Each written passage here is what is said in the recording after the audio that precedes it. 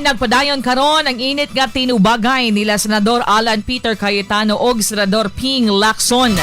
Kagahapon sa Facebook Live ni Cayetano subli niining gibueltahan si Lacson human sa pamahayag sa iyang giingon nga pagdoble sa bahandi ni Lacson ni adtong 2025. Gawas na ini matod ni Cayetano nga duna matod pay ginadapigan si Lacson pag-abot sa mga testigo sa flood control anomaly ug kalabutan sa impeachment batok ang Vice President Sara Duterte. Ani ang tingog ni Senator Alan Peter Cayetano.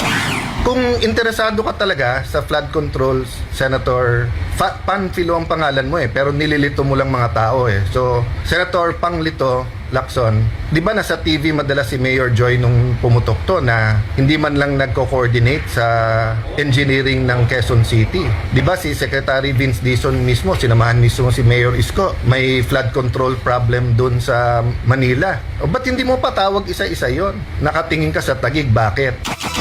Samtang sa pamahayag sab ni Lacson, iyang gisulting diin niya palabyon o dili niya palabyon ang pagpangdaot sa iyahang kaubanan nga senador.